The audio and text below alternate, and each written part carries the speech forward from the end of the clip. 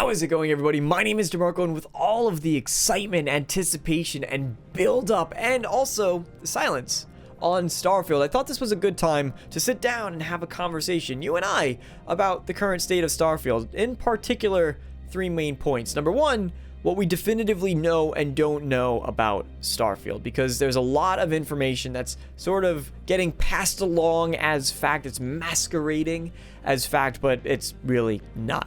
So let's disperse through some of these rumors and just go with the concrete information that we do have from official sources. Number 2 is, why the silence? What benefit does Bethesda have from keeping fans who are simply eager for this game in the dark, and why might they be remaining as silent as they have been? And I think there's some pretty good reasons as to that. We'll get into it. And number 3 is my general thoughts about the whole situation, and those will be interspersed throughout the video. You'll see them. But without further ado, if you like Starfield, Bethesda, RPGs, or just someone who likes to talk about games positively, consider subscribing for more of that content. I never do those kinds of calls to action, so there's one for this video. Anyway, let's get started. First off, what we do and do not know about Starfield, right? And the simple answer is just go to official channels. You can look at any official Bethesda source and you'll find the information that we do know. That you can look at the YouTube channel, the official Bethesda FAQ section, and Starfield website, all of those places. Take a look. Again, go back and watch, if you haven't already 120 times, the Xbox Bethesda Showcase and see all of the gameplay. There was a lot that was shown off there. We saw so many of the main highlights of Starfield, and now we just ideally are awaiting further explanation on a lot of those features and further clarification on exactly how they work with this upcoming Bethesda Showcase. Anything outside of those, it's pure speculation. Things such as whether or not you can drive a vehicle on land, on the surface of the planets, whether or not you can fly your ship through the atmosphere and not just out in space. It's all speculation. And anything going around about a release date that does not state it's coming in the first half of 2023, absolute speculation, if it's any more specific than that. Which, according to the Starfield FAQ, official Starfield FAQ, according to Todd Howard himself, says Starfield's coming on time, from Todd Howard himself.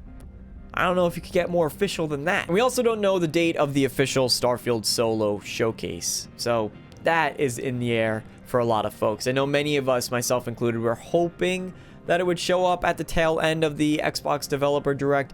Didn't happen. Probably was wrong to expect it, because they did say Starfield would not be there. But hey, can't fault the man for dreaming. That brings us to number 2, which is, why the silence? Why is Bethesda saying so quiet about this game? And you do have to look at it from a couple different perspectives in order to truly understand this. First and foremost, is the anticipation's a good thing. Bethesda likes it. Bethesda probably actually benefits the most from this anticipation, from this speculation coming from the community. Especially if you go back and look at the marketing for this game, it has been anything but consistent. The Into the Starfield videos, no rhyme or reason as to what days or dates those released on. The Q&A videos, we have only gotten 2 so far. Why haven't we seen a third? But even those, no reason. It's not as though they're coming out on some consistent schedule, and that keeps us, the fans, on our toes. We're constantly looking back at what's going on. We're constantly trying to find out what's happening and checking into YouTube and Twitter and other sources, talking about it in videos such as this, which drums up excitement for the game. Now, it does lead fans to become a little bit frustrated, but that's coming from a good place. It's coming from the anticipation. But sometimes, yeah, absolutely, we need to take a step back, breathe, exert some patience, and enjoy the ride. Just simply enjoy the anticipation leading up. It doesn't mean I want to be on the journey forever. I want to get to the destination that is Starfield's release, but we should take a moment, stare outside the window, and enjoy the view. So there's 2 specific things that Bethesda has been silent on: the release date and the conference. The release date we'll get through pretty quickly, right? Why are they staying so silent? Because they want to announce it at the conference. Plain and simple. There's probably a couple other reasons that we can speculate out in there. They might still be determining when it's going to come and trying to find the right place. They can analyze it against competitors to try to find the sweet spot that they're going to show it off at. That's all well and good. Ideally, the window also gives Bethesda Game Studios and the teams that are working on this game the ability to minimize the amount of crunch that needs to go into it. That's at least the hope But we do know that Todd Howard likes to release the game as close as its announcement to possible. And although Starfield's already been announced, doesn't mean they can't come out with this showcase and be like, hey, here's the showcase. That happens in, let's say, March. It's coming out in June. Or even, hey, here's a showcase in February. It's coming out in April, right? I'm not saying that's what I think is going to happen, just that it's possible. The other big silence is on the conference, and this one, reasonably so, is going to get people a little bit more confused. Why are they not showing this off? And I think much of this might come from the fact that Bethesda still has a lot on their plate to work out. When you're planning a big show like this, there are many factors that you need to consider. I think a lot of fans believe that Bethesda can just turn on a camera and start showcasing everything about the game. That's absolutely not the case, especially when they're trying to build up the anticipation for this event like they are, and then on top of that, give something that fans are going to walk away from A, really happy, B, really excited about, and C, new fans are going to want to pre-order or buy the game outright. Not just for existing fans, another thing that might be easy to forget. But some of those elements that need to be considered when they're going into production, first off, what to show and what not to show. That's entire discussions that don't happen in just one day. That's things that take time to plan out. When they finally do determine what they're going to show, they might have to wait to capture some of that footage. Yes, absolutely. But it's very likely that they want to polish those segments of the game. So let's just say, for argument's sake, Bethesda really wants to dive into the settlement system and the improvements that are there.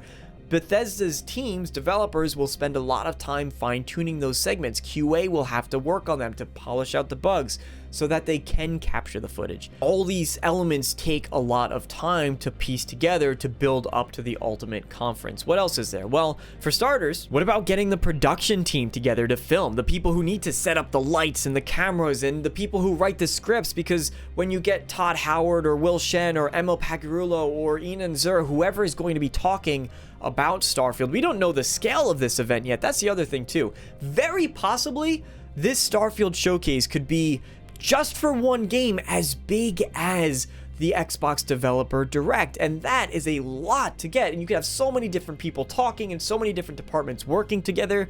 Be pretty exciting, honestly, and that, in my opinion, is definitely worth the wait. But you need to script out all that stuff too. Those intros and outro videos that usually happen during these showcases, right, to get fans excited and hyped up for the event and after the event, if that needs to be put together, that requires its own editing. So all of this needs to be edited together. But those intros and outros need to be edited individually to be placed into this showcase. And on top of that, are there any custom elements used? Transitions, any scenes, any digital media production elements that need to be created in order to be used in this showcase? I think it's very easy to overlook how many elements go into putting something like this together. And then, of course, what about factors internally from the studio, right? If, hypothetically, Bethesda does not yet have a release date, or maybe they know the month, but they don't know exactly the day that they want to put the game out on, or the week that they want to release the game on. So that takes some planning, and if they don't have that information, then part of the event, which would be the release date reveal, has to be put on hold, because they can't do that if they don't have the other information ready. So there's these interconnected elements that all work together to make this showcase, and that's not even including external partners. For example, things like ESRB ratings, that takes time. And the big difference with that sort of thing is Bethesda has no control over, if they're working with third-party or external vendors, how long they're going to take for certain elements. So they're sort of at the luxury of those third-party individuals. Maybe not the best example, because obviously you could just put the rating pending, but you get what I'm trying to say. And lastly, just my overall thoughts on all of this. And I guess, you know what, for what it's worth, I'm going to lay out my predictions. And just so you know, I've been wrong about a lot of things Starfield related. I'm going to completely disclose and lead with that. So take whatever I say as a pure guess. Maybe it's best to go in the opposite direction of anything that I try to claim. Seems to be how it's going with me. Anyway, I'm going to just say, I'm still thinking that a February showcase is possible. Remember that we didn't get the announcement for the Xbox Developer Direct until very late, and then it took place on January 25th. So the same could be said for what they're going to do with Starfield, especially if you want to argue that they're both now under the Microsoft umbrella. I'll take that argument.